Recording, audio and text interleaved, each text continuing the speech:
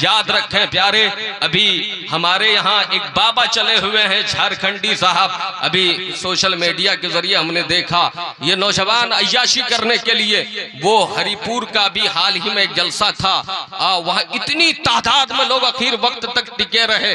ابھی ہمارے یہاں قریب میں بنگال میں ایک جلسہ ہوا، لوگ فجر تک اس کے انتظار میں بیٹھے رہے۔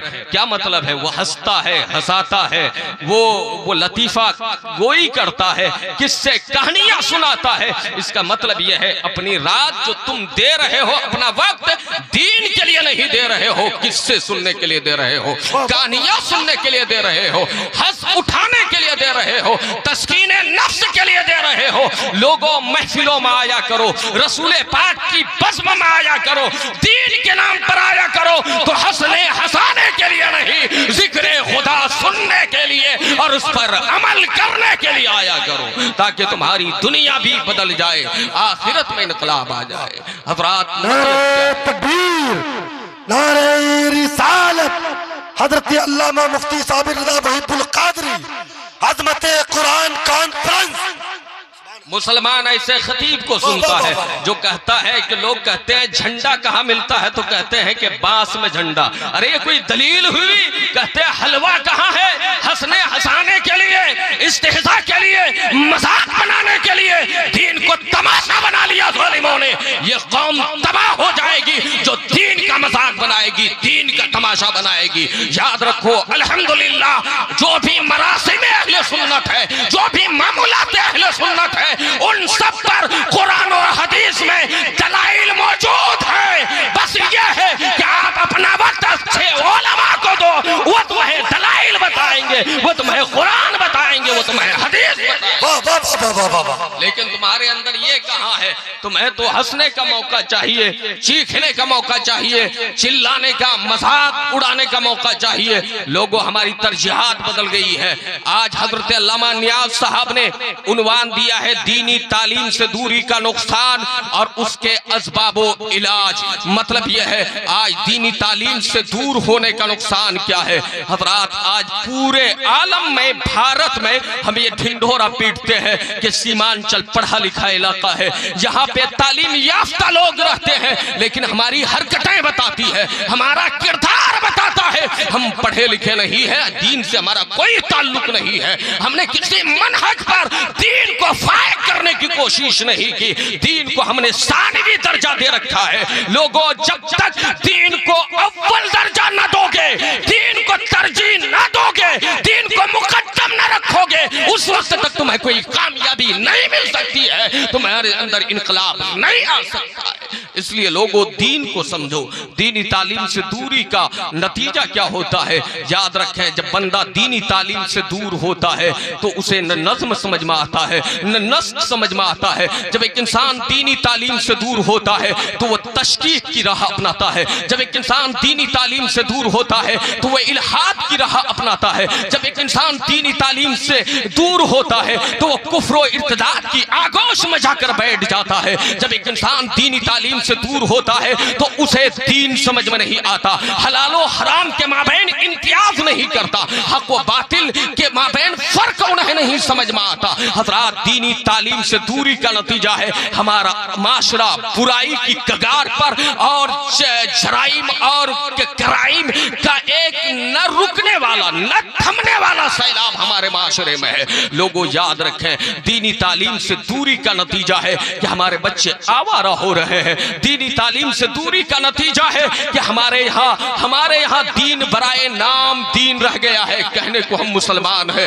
لیکن ہمارے یہاں دین کچھ بھی نہیں ہے۔ حضرات نہ دین ہم نے اپنے آپ پر نافذ کیا، نہ اپنے گھر ماحول پر نافذ کیا، نہ اپنے معاشرے میں ہم نے دین نافذ کرنے کی کوشش کی۔ آج یہ شکوہ غلط ہے کہ آج ہمیں ستایا جا رہا ہے، آج ہمیں مٹانے کی کوشش کی جا رہی ہے، ہم پر ظلم کا پہاڑ ڈھایا جا رہا ہے۔ یہ شکوہ ایک اکثر غلط ہے۔ اس لیے لوگوں غلط کیوں ہے؟ اس لیے کہ ظاہر الفساد فی البر والبحر بما کسبت ایدی الناس، قرآن کہتا ہے یہ جو خشک و تر میں تمہیں فساد نظر آ رہا ہے، یہ بگاڑ جو تم دیکھ رہے ہو، یہ تمہارے کرتوتوں کا نتیجہ ہے، یہ تمہارے اعمال بد کا نتیجہ ہے۔ مطلب یہ ہے حضرات دین کو ہم نے نافذ نہیں کیا، آج دنیا ہم پر مسلط ہو کر رہ گئی ہے، ظالم ہم پر مسلط ہو کر رہ گیا ہے، آج جبر ہم پر مسلط ہو کر رہ گیا ہے۔ یاد رکھیں ایک ہی چیز ہے جو تمہیں پناہ دے سکتی ہے، ایک ہی آسرا ہے، وہ دین ہے۔ دین کے قریب آؤ تو اللہ تمہیں عزت بھی عطا فرمائے گا، دین کے قریب آؤ گے تو اللہ تعالیٰ تمہیں وقار کی بھیک عطا فرمائے گا، دین کے قریب آؤ گے تو تم ذلت کی پستی میں رہو گے، اللہ تمہیں ذلت کی پستی سے نکال کر عزت کی بلندی پر فائز فرما دے گا۔ حضرات شرط یہ ہے کہ مسلمان دین کے قریب آئے، دین کو سمجھے۔ حضرات یاد رکھیں، میں آپ سے عرض یہ کرنا چاہتا ہوں، ہم آپ مسلمان ہیں، کیا ہے؟ مسلمان ہیں۔ مجھے نہیں لگتا کہ اس مجمع میں شاید ہی کسی کو مسلمان ہونے کا، جو عام لوگ بیٹھے ہیں ان کو ڈیفینیشن معلوم ہو کہ اسلام کسے کہتے ہیں، مسلمان ہونے کا تقاضا کیا ہے، اسلام کا مطالبہ کیا ہے، اسلام چاہتا کیا ہے۔ نہ آپ نے سمجھنے کی کوشش کی، نہ آپ نے کس کو سمجھانے کی کوشش کی۔ حضرات میں آپ سے عرض کرنا چاہتا ہوں، علم دین سے دوری کے بہت سے اسباب ہیں، انہی میں سے بہت بڑا سبب یہ ہے کہ آج پیرنٹس، ذمہ دار والدین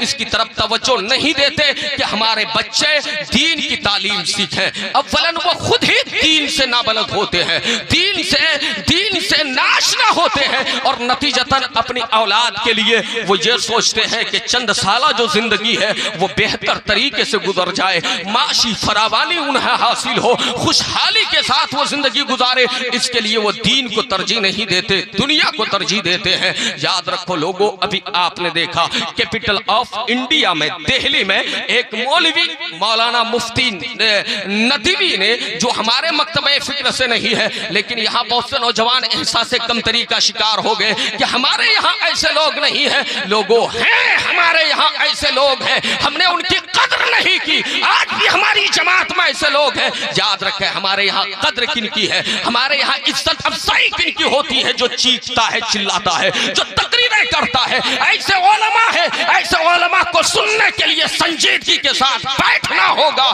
جو باطل کو لاجواب کر دے۔ ایسے علماء کل بھی ہمارے یہاں تھے، آج بھی ہیں۔ حضرات کیا ہوا؟ ایتھیزم، الحاد کے موضوع پر ایک نام نہاد، جن کا نام سن کر ایک مسلمان فریب میں آ سکتا ہے، دھوکے میں آ سکتا ہے کہ نام تو اسلامی ہے، مسلمان کا نام رکھا ہے۔ لوگوں یاد رکھیں، یہاں سے ایک بات یہ بھی صاف ہو گئی کہ نام کوئی مسلمان کا ہونے سے کوئی مسلمان نہیں ہوتا ہے۔ نام بھلے کچھ رکھ لے، انسان مسلمان ہوتا ہے اپنے عقیدے سے، اپنے نظریات سے، قرآن و احادیث کو ماننے سے مومن ہوتا ہے۔ حضرات یاد رکھیں، نام ہے جاوید اختر، اس ملحد شخص نے، اس بدتمیز شخص نے خدا کے وجود کا انکار کیا، اور تنہا وہ نہیں ہے بلکہ اس طرح کے ہزاروں لوگ ہیں۔ اور آج جس اور معاشرہ بڑھتا جا رہا ہے، جس طرف ہم بڑھ رہے ہیں، کوئی بعید نہیں کہ آنے والے وقت میں ہماری نسلوں میں یہ الحاد در آئے، ہماری نسل الحاد کے قریب ہو جائے اور خدا کے وجود کا انکار کر بیٹھے۔ لوگوں اپنی نسلوں کو سمجھائیں خدا ایک ہے، اپنی نسلوں کو سمجھائیں رسول پاک نے کیا پیغام دیا ہے، اپنی نسلوں کو سمجھائیں قرآن ہمیں کیا کہتا ہے، مصطفیٰ کی حدیث ہمیں کیا کہتی ہے۔ آپ ذرا یاد رکھیں پیارے، خدا کے وجود پر کوئی دلیل نہیں چاہیے، یہ کائنات خود وجود باری تعالیٰ پر ایک دلیل ہے۔ یہ کائنات کا نظام چل رہا ہے، اس کا مطلب یہ ہے کہ اللہ موجود ہے۔ حضرات یہ کائنات ایک کریٹر نے بنایا ہے، اسی کریٹر کو خدا کہتے ہیں، اسی کو لوگ پرماتما کہتے ہیں، ایشور کہتے ہیں۔ لیکن الحمدللہ بہت سے لوگ جن کے ہاں ایشور کا تصور ہے، جن کے ہاں پرماتما کا تصور ہے، جن کے ہاں بھگوان کا تصور ہے، جن کے یہاں خدا کا تصور ہے، تو وہ تنہا ایک ذات کا تصور نہیں ہے، وہ ان کے یہاں 360-36 کروڑ نہ جانے کتنے معبود ہیں۔ لیکن ہم مسلمان ہیں، ہمیں مصطفیٰ نے یہ بتایا ہمارا تمہارا رب صرف ایک ہے، اور وہ اللہ ہے، اسے रब्बुल आलमीन कहते हैं, उसे ही खालिक कहते हैं, उसे ही खुदा कहते हैं। याद रखे लोगों, हमारा खुदा ये कायनात खुद बता रही है। अल्लाह ने कुरान करीम में जगह जगह पर फरमाया अफला ताक़िलून, अफला तज़क्करून। अल्लाह ताला ने फरमाया अफला ततफक्करून, यानी तुम गौर क्यों नहीं करते, तुम दिमाग क्यों नहीं लगाते, तुम अक्ल से काम क्यों नहीं लेते। लेकिन लोगों, हमारे पास अक्ल एक जरिया है, जाहिर है, हमारे पास हवासे खमसा है, कुव्वते सामिया है, कुव्वते लामेसा है, बासरा है, इस तरह की कुव्वतें हैं, अक्ल है, जिसके जरिए से इल्म का इदराक होता है, जिसके जरिए से इल्म फहम के दरवाजे खुलते हैं। लेकिन मैं आपको बताना चाहता हूं, अक्ल पर कामिल भरोसा नहीं किया जा सकता, हजरात कुव्वते समात पर कामिल भरोसा नहीं किया जा सकता, इंसान अपनी बसारत पर कामिल भरोसा नहीं कर सकता है। ऐसे मौके से अल्लाह ताला ने हमें अपने वजूद का पता बताने के लिए, अपने इरफान का जाम पिलाने के लिए, इसलिए कि अक्ल से खता मुमकिन है और दिगर हवास से ज़ाहिरा से खता मुमकिन है। परवरदिगार आलम ने अपने वजूद का पता बताने के लिए इस कायनात में लाखों की तादाद में नबियों को भेजा, रसूलों को भेजा और आखिर में अपने हबीब मोहम्मद अरबी को जलवागर फरमाया, ताजदार कायनात को जलवागर फरमाया। और रसूल हाशमी ने हमें आकर बताया कि खुदा एक है। इसलिए तो हम कहते हैं कि एक देखने वाले का कहा मान लिया है, बिन देखे हमने तुझे खुदा मान लिया है। एक देखने वाले का कहा मान लिया है, बिन देखे हमने तुझे खुदा मान लिया है। हमारा खुदा हजरत आला हजरत अशरफी मियां अली रहमत व रिजवान का एक तसव्वुफ का कलाम है। फरमाते क्यों ढूंढता फिरता है आलम में, क्यों उसकी तलाश में होता है गुम, वहुआ माकुम वहुआ माकुम। फरमाते हैं क्यों ढूंढते फिरते हो, क्यों इस दुनिया में गुम हो रहे हो, अपने खुदा को कहाँ तलाश कर रहे हो। तुम्हारा खुदा तुम्हारे साथ है, तुम्हारे साथ है। और खुदा ने कहा भी ना, नहनु अक़रबु इलैहि मिन हब्लिल वरीद, बंदो हम तुम्हारे शहे रग से ज्यादा करीब है। तो खुदा हमसे करीब है, हमसे करीब है। लोगों, खुदा का इरफान कैसे हासिल होगा? तो इल्म से होगा। इल्म की अहमियत का अंदाजा आप लगाएं। रसूल हाशमी मक्के की जमीन पर जलबगर हो रहे हैं। मेरे मुस्तफ़ा, आप सीरत पढ़ेंगे, तारीख पढ़ेंगे तो आपको समझ में आएगा। रसूल हाशमी जिस जमाने में इस कायनात में कदम रंजा होते हैं, मुस्तफ़ा ने नबूवत का ऐलान फरमाया। जरा कोई मक्के की तारीख पढ़कर बताए, कोई अरब की तारीख उठाकर देखे, कोई कायनात की तारीख, इतिहास और हिस्ट्री उठाकर देखे, उन्हें समझ में आएगा। मक्के की जमीन पर कबायली असबियतों की बुनियाद पर कत्लो खून रेजी का मामला गर्म था। लोग एक दूसरे के दुश्मन बने हुए थे। खाने काबा में 360 बुत रखे हुए थे। जुल्म, करप्शन, ज्यादती, नाइंसाफी और मसावात का कोई नाइंसाफी आम थी, मसावात का कोई तस्वुर नहीं था। बेटियां जिंदा दफन की जा रही थी, बेवाओं के हुकूक पायमाल किए जा रहे थे। एक ऐसा माशरा था जहां जहालत है, जहां तारीकी है, जहां जुल्मत है, जहां वहशत है। रसूल पाक पर जो पहली आयत नाजिल हो रही है, उसमें यह नहीं कहा जा रहा है कि तुम आपस में कत्लो क़िताल मत करो। उसमें यह नहीं कहा जा रहा है कि सूद हराम है, ज़ना के करीब मत जाओ। उसमें सबसे पहले यह नहीं कहा जा रहा है कि तुम्हारे आपसी ताल्लुकात कैसे होने चाहिए, तुम्हारे मामलात का मेयार क्या हो। जरा याद रखें इल्म की क्या अहमियत है। उस परागंदा माहौल में, घिनौने माहौल में, उस जहल और तारीकी के माहौल में सबसे पहला हुक्म जो खुदा का आता है वो यह है, इक़रा बिस्मि रब्बिकल लज़ी खलक़, यानी अपने पैदा करने वाले रब के नाम से पढ़िए। मतलब क्या है? ये आयत बता रही है, कुरान की ये आयत खुदा का ये इरशाद बता रहा है कि जब पढ़ोगे, जब इल्म आएगा तो जहालत का दरवाजा बंद हो जाएगा। जो भी बुराइयां हैं उन सब का सबब जहालत है, रीजन जहालत है। यानी मतलब यह है, जब तुम्हारे पास इल्म होगा तो एक दूसरे के हुकूक तुम्हें समझ में आएंगे। जब तुम्हारे पास इल्म होगा तो तुम्हें अदल का माना समझ में आएगा। जब तुम्हारे पास इल्म होगा तो तुम्हें तुम्हारे रब का इरफान हासिल होगा। जब तुम्हारे पास इल्म होगा तो तुम जानोगे कि दीन क्या है, इस्लाम क्या है। इसलिए जो पहली پہلی آیت نازل ہو رہی ہے وہ تعلیم کے حوالے سے ہے، لیکن آج قوم مسلم تعلیم میں بہت پیچھے ہے۔ پس آندہ ہے، یاد رکھو جب تک قوم مسلم نے تعلیم کی طرف توجہ دی، میں آپ کو بتاؤں بہت سے غیر مسلموں نے اس بات کا اعتراف کیا ہے۔ جاز ساٹن نام کا ایک اسکالر جو غیر مسلم ہے، وہ کہتا ہے 8ویں صدی سے لے کر 11ویں صدی تک جو بھی کائنات میں اس کرۂ ارض پر علم فضل کی خیرات تقسیم ہوئی ہے، لوگوں کے سامنے ذرائع ابلاغ ملے ہیں، لوگوں کو جدید ایجادات کا پتہ ملا ہے، یاد رکھو وہ کہتے ہیں یہ سب کے سب مسلمانوں کے بدولت ہے، یہ عربوں کے بدولت ہے۔ حضرات یاد رکھیں یہی 8ویں صدی 9ویں صدی اور 1000 صدی کا زمانہ آپ اٹھا کر دیکھیں، آپ کے پاس اسپین میں غرناطہ ہے، آپ کے پاس اسپین میں قرطبہ ہے، الحمرہ ہے، آپ کے پاس بغداد میں جامعہ نظامیہ جیسا عظیم ادارہ ہے، آپ کے پاس کیا نہیں ہے۔ لوگوں علم کی بنیاد پر مسلمان 1000 سال تک دنیا میں حاکم بن کر رہا، حکومت کرتا رہا، سلطنت کرتا رہا، دنیا کو علم کی خیرات تقسیم کرتا رہا، لیکن جو ہی مسلمان علم سے تہی دامن ہوا، علم سے بے توجہی برتا، علم سے غفلت برتنے لگا، علم سے دور جانے لگا، مسلمان پست ہوتا ہوا چلا گیا، مسلمان ذلیل ہوتا ہوا چلا گیا، مسلمان رسوا ہوتا ہوا چلا گیا۔ یاد رکھو علم کی اہمیت کیا ہے۔ قرآن نے یہاں تک کہا قل هل يستوي الذين لا يعلمون يستوي الذين لا يعلمون والذين لا يعلمون۔ اللہ کہتا ہے کہ کیا جاننے والے اور نہ جاننے والے دونوں برابر ہیں۔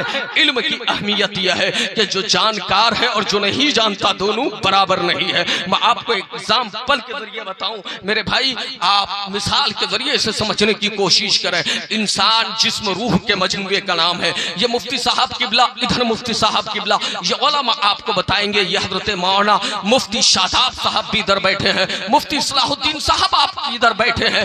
آپ ان سے کہیں گے انسان کی تعریف کیا ہے، یہ آپ کو کہیں گے انسان حیوان ناطق کو کہتے ہیں۔ کسے کہتے ہیں؟ حیوان ناطق کو کہتے ہیں۔ ہاں یہ منطقی تعریف ہے کہ انسان حیوان ناطق ہے، انسان بولنے والا جانور ہے، لیکن انسان جسم روح کے مجموعے کا نام ہے۔ کیا ہے؟ ایک جسم ہے، ایک روح ہے۔ حضرات جب تک جسم میں روح ہے تب تک جسم سلامت ہے، اور روح نکل گئی تو جسم کی کوئی قیمت نہیں۔ آپ خود قبرستان جا کر قبر کھودنے کے بعد اس جسم کو مٹی کے نیچے دبانے میں تاخیر نہیں کرتے، آپ دبا دیتے ہیں۔ میں آپ سے پوچھنا چاہتا ہوں یہ جسم بیمار ہوتا ہے نا میرے بھائی، جسم بیمار ہوتا ہے نا، جسم کو کبھی کورونا لاحق ہو جائے، جسم ایڈز کا شکار ہوتا ہے، جسم کینسر کا شکار ہوتا ہے، جسم میں 1000 اقسام کی بیماریاں آج دنیا میں پیدا ہو گئی ہے، 1000 طرح کی بیماریاں لاحق ہوتی ہے، جسم مفلوج ہو جاتا ہے،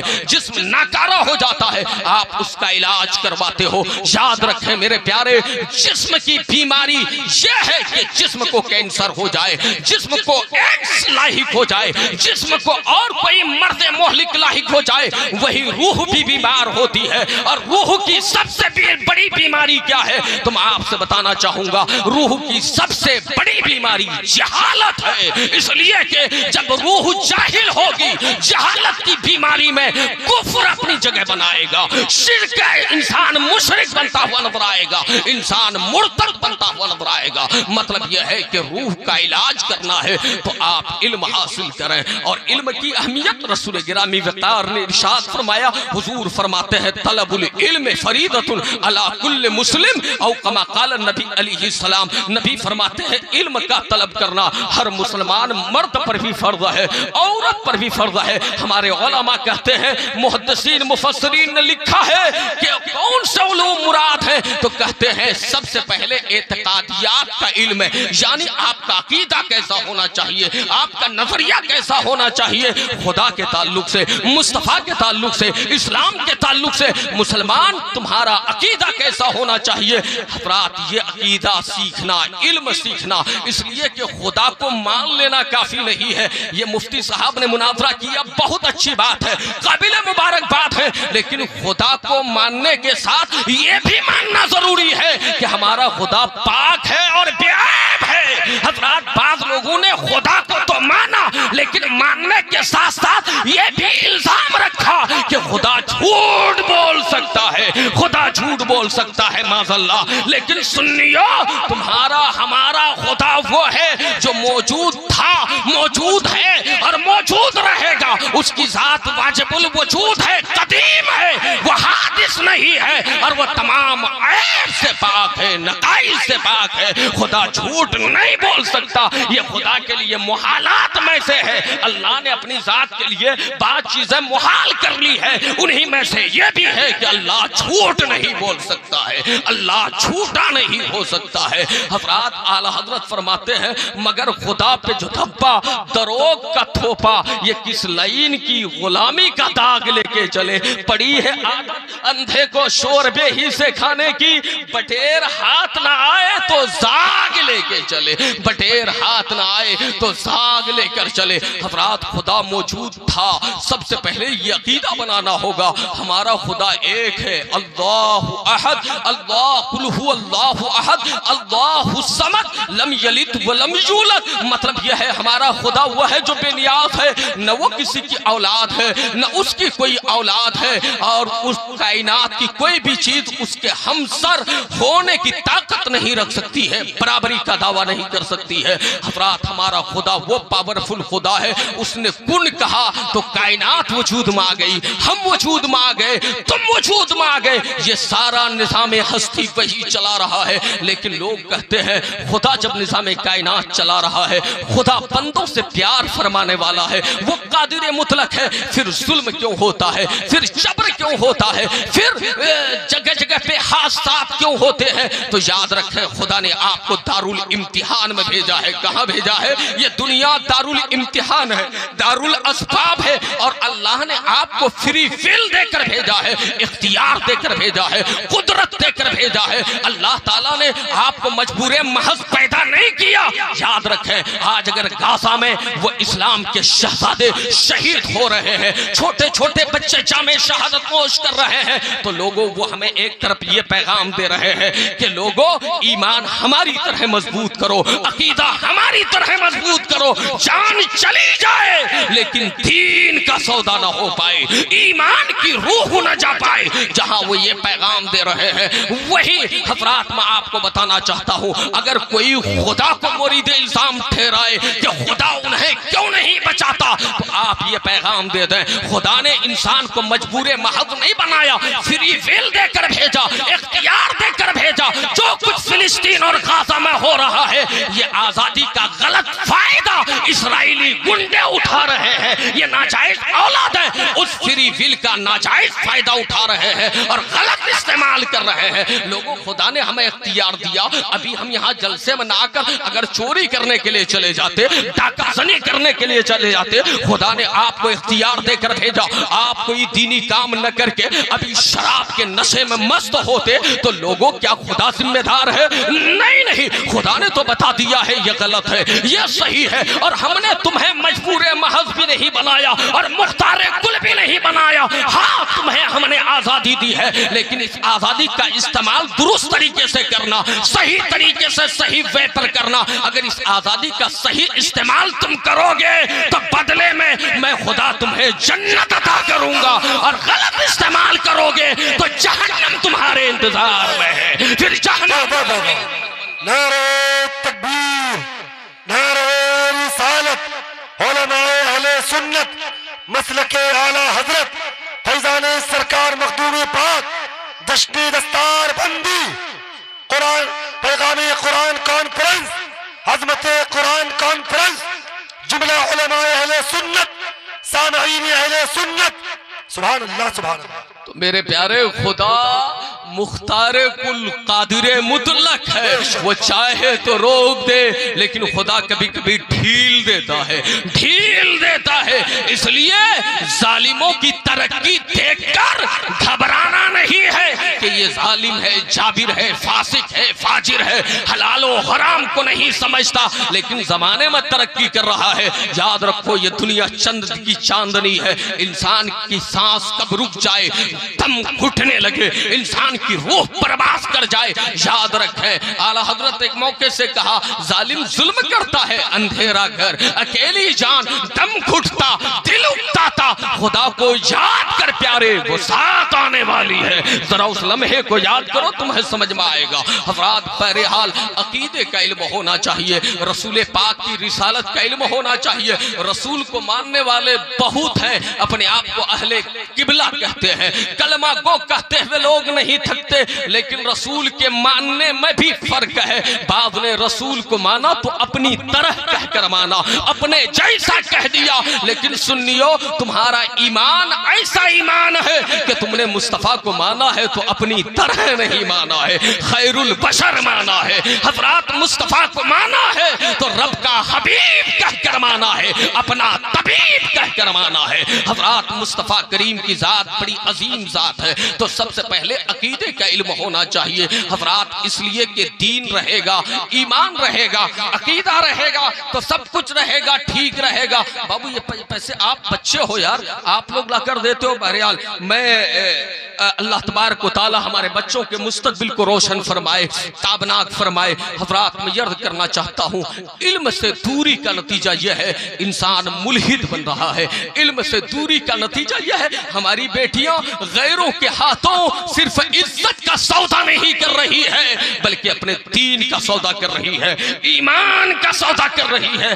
آئے دن آپ نے سوشل میڈیا پہ دیکھا ہوگا کہ کوئی بھی بیٹی اپنے گھر سے باہر نکلی اور کسی غیر مسلم کے فریب کا شکار ہو کر دام تصویر میں آ کر اپنے گھر کی عزت بھی اچھال گئی اور دین و ایمان سے بھی ہاتھ دھو بیٹھی۔ یاد رکھو لوگو، اگر آپ کے پاس دین کا علم نہیں ہوگا تو آپ کو یہ نہیں سمجھ میں آئے گا۔ اگر اپنی بیٹیوں کو ہم بچپن ہی میں سمجھا دیں، میری بیٹیاں اپنی بہنوں کو ہم سمجھا دیں تمہارے لیے سب سے قیمتی سرمایہ تمہارا دین ہے، ایمان ہے، ان کا عقیدہ ان کی گھٹی میں پلا دیں، میں یقین کے ساتھ کہتا ہوں کہ بہنیں اور بیٹیاں فاقہ کر تو لے گی لیکن عزت کا سودا نہیں کرے گی، دین کا سودا نہیں کرے گی، ایمان کا سودا نہیں کرے گی۔ اس لیے گارجین جو پیرنٹس ہیں، ذمہ دار ہیں، انہیں توجہ دینی چاہیے کہ ہمارے بچے کیا کر رہے ہیں۔ حضرات تم ہو، ہم ہیں، سب ہیں۔ میں آپ سے ایک بات پوچھنا چاہتا ہوں، عقیدہ توحید کو ہی آپ لے لیں، کتنا عظیم عقیدہ ہے اور کس قدر حساس عقیدہ ہے۔ ذرا آپ دیکھیں، اللہ کے نبی ہیں حضرت یعقوب علیہ السلام، کون ہے؟ حضرت یعقوب علیہ السلام اللہ کے پیغمبر ہے۔ جب ان کے انتقال کا وقت قریب آیا تو انہوں نے اپنے بچوں کو بلایا، اور آپ سب جانتے ہیں کہ حضرت یعقوب کا خاندان نبوی خاندان ہے، اس میں کئی نبی ہوئے ہیں۔ بچوں کو بلانے کے بعد کہا کہ ما تعبدون من بعدی، میرے بعد کس کی عبادت کرو گے، کس کی عبادت کرو گے؟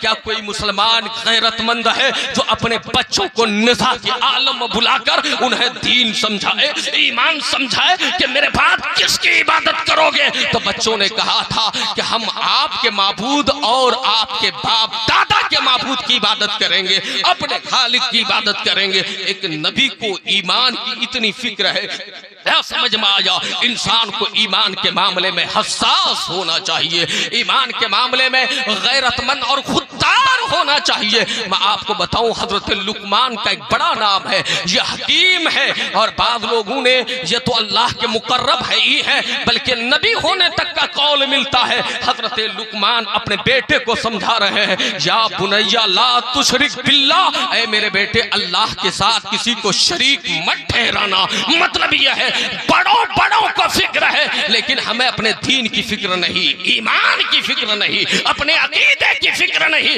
اور جب بندہ ایمان اور عقیدے کا خیال نہیں رکھتا تو اس کے ایمان کا ضائع ہونا یقینی ہو جاتا ہے، عقیدے کا خراب ہونا یقینی ہو جاتا ہے۔ مسلمانوں یہ پیغام لے کر جاؤ، ہم ہر گوشے پر، ہر موڑ پر، شاہراہ حیات میں، زندگی کی ہر سانس میں، ہر پل میں اپنے دین کی فکر کریں گے، اپنے ایمان ایمان کی فکر کریں گے، اپنے عقیدے کی فکر کریں گے۔ حضرات یہ عقیدہ توحید ہے، ہم ہیں کہ ہمیں کوئی فکر نہیں۔ حضرت یوسف علیہ السلام کی دعا قرآن میں ہے نا منقول، وہ کہتے ہیں فاطر السماوات والارض انت ولیجی فی الدنیا والآخرہ توفنی مسلما والحقنی بالصالحین۔ وہ کہتے ہیں اے زمین و آسمان کے بنانے والے، زمین و آسمان کے بنانے والے، میرا تیرے سوا کوئی مددگار نہیں ہے، مجھے حالت اسلام میں موت دے اور اپنے نیک بندوں میں شامل فرما لے۔ ایک نبی کی دعا ہے، لیکن آج کا نوجوان عیاشی کرنے سے انہیں فرصت ملے، شراب کے اڈے آباد کرنے سے انہیں فرصت ملے، زناکاری اور بدکاری اور طوائف خانوں کے چکر کاٹنے سے انہیں فرصت ملے تو انہیں دین سمجھ میں آئے، ایمان سمجھ میں آئے۔ یاد رکھنا یہ سب کے سب نحوست ہے اور جہنم میں لے جانے والے اعمال ہے۔ یاد رکھو اگر تمہیں ان چیزوں سے کوئی چیز بچا سکتی ہے تو وہ تعلیم ہے، وہ علم مصطفیٰ ہے، وہ دین مصطفیٰ ہے، وہ قرآن ہے اور وہ مصطفیٰ کی حدیث۔ اس لیے لوگوں بہت اچھے، زندہ باد، نعرہ تکبیر، نعرہ رسالت، عظمت قرآن کانفرنس، مذہب اسلام، عظمت اسلام، رفعت اسلام، بلندی اسلام، نعرہ تکبیر، نعرہ رسالت۔ سب سے پہلے انسان عقیدے کا علم سیکھے، پھر عبادات، اوامر و نواہی کو جانے۔ کیا؟ اوامر و منہیات و منکرات کو جانے۔ اللہ نے کن چیزوں سے روکا ہے، نماز کیسے پڑھنی چاہیے، انسان کی تخلیق کا مقصد اور غایت کیا ہے، یہی ہے نا وما خلقت الجن والانس الا لیعبدون۔ ہم نے جن اور انسان کو اپنی عبادت کے لیے پیدا فرمایا، خدا کہتا ہے، لیکن یہ عبادت ہوگی کیسے، یہ عبادت ہوگی کیسے؟ گاڑی تو ہے لیکن گاڑی چلے گی کیسے، گاڑی چلے گی کیسے؟